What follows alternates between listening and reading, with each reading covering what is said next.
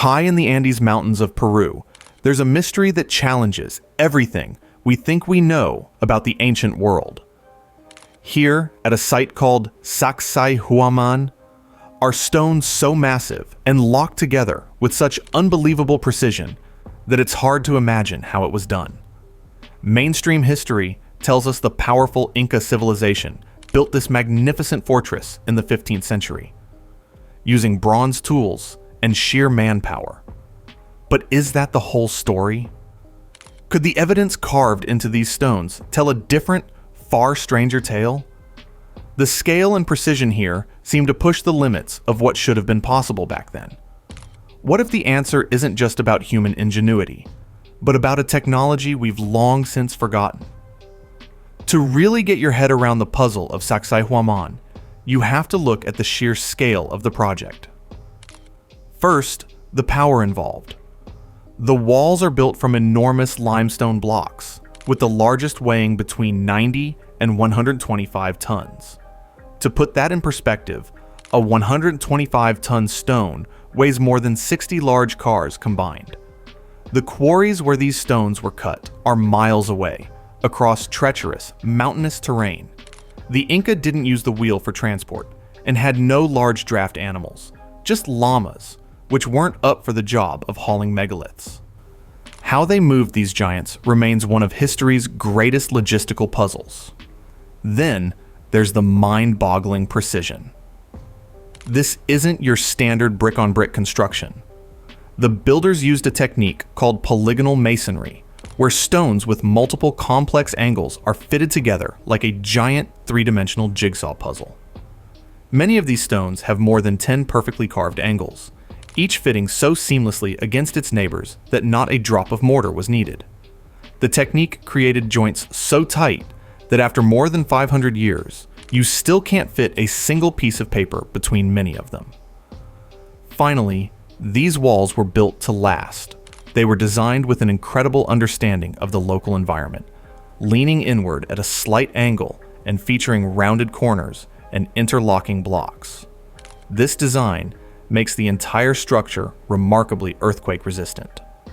In a region that gets a lot of seismic activity, these walls don't crack.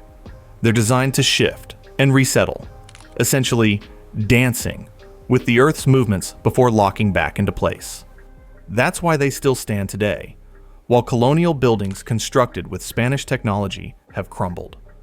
The very existence of a structure this advanced forces us to ask a tough question. The official story is one of incredible human effort, but does it really account for everything we see on the ground? Mainstream archaeology gives us a framework for understanding these marvels. The consensus is that Sacsayhuamán was built by the Inca Empire in the 15th century under the reign of the great emperor Pachacuti. The theory goes that with a huge, highly organized labor force, the Inca used ramps, ropes, and levers to move the stones. For shaping them, they primarily used harder stone hammers to patiently pound the rocks into shape, a process that would have taken immense time and dedication. Bronze and copper tools were also available, but were likely used for finer finishing work. Experimental archaeology has shown that it is theoretically possible to move large stones with enough people. Yet, these experiments have struggled to replicate the sheer scale and, more importantly, the laser-like precision seen in Peru. Moving a 100-ton block is one thing. Carving it into a 13-sided puzzle piece that fits flawlessly with others is a challenge on a whole other level. This is where the official story starts to hit some turbulence. The quarries for the massive blocks at similar sites, like Ollantaytambo, were located across a river and up a steep mountainside. How were these stones brought down one mountain, across a valley, and up another? Plus, the tools themselves present a problem. While stone hammers can definitely break and shape rock, getting the perfectly flat planes, smooth surfaces, and intricate internal corners seen at Sacsayhuamán is a feat that baffles many modern stonemasons. Some of the early Spanish chroniclers, who saw the structures in their prime, were so amazed that they wrote down Inca legends that credited the construction not to themselves, but to an earlier mythical people or even demons. While most archaeological evidence points to the Incas, these legends add another layer to the mystery, suggesting that maybe even the Inca looked at these places with a sense of awe. When you look closer at these ancient stones, you find things that the conventional explanation has a hard time with. Across sites like Ollantaytambo and Sacsayhuamán, some researchers have pointed to markings they argue are inconsistent with simple hand tools. They note things like small, circular holes, scoop marks on hard granite, and surfaces that appear unusually glassy. While these interpretations are highly debated and not accepted by mainstream science, they've opened the door to more unconventional ideas.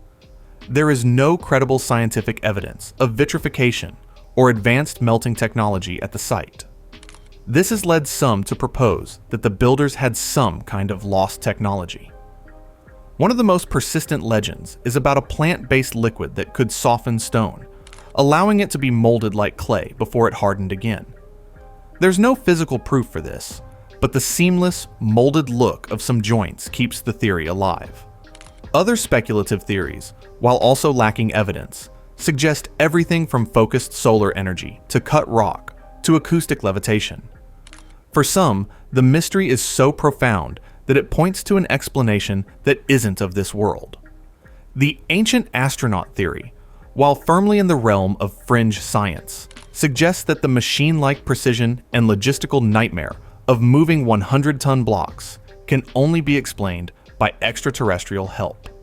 Proponents often connect these Peruvian sites to others around the globe with similar megalithic mysteries, like Baalbek in Lebanon or Pumapunku in nearby Bolivia, suggesting a possible global network of advanced ancient builders.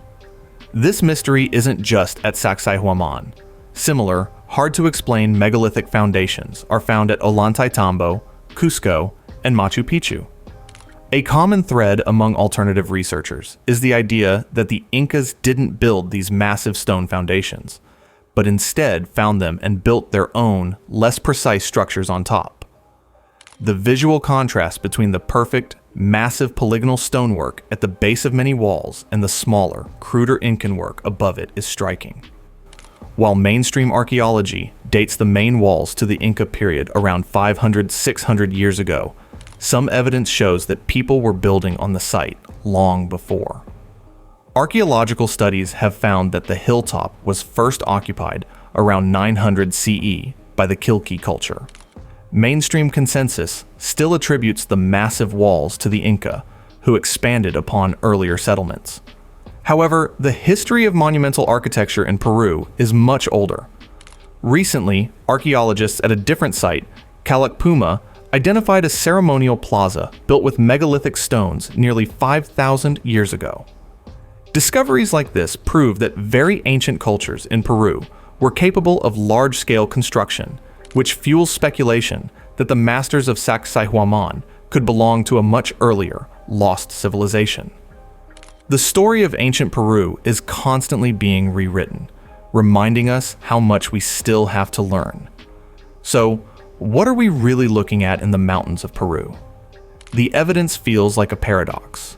On one hand, we have the incredible ingenuity of the Inca civilization, a culture capable of organizing huge labor forces and creating timeless monuments. On the other hand, we have colossal stones of a seemingly impossible weight, fitted with a precision that appears to defy the simple tools they had. We see walls that have outlasted empires, built with an architectural genius that protects them from the very earth they stand on. Mainstream explanations of manpower, patience, and skill are on the table, yet deep questions and strange anomalies remain. Are these structures the ultimate achievement of human hands, pushing the absolute limits of their ability? Or are they a silent testament to a lost technology, a forgotten chapter of our past, or something else entirely? The stones of Sacsayhuamán don't give up their secrets easily. They just ask us to look closer and to question everything we thought we knew. If you're fascinated by the world's greatest mysteries, make sure to subscribe and hit the notification bell. We have more unexplained phenomena to explore. Thanks for watching.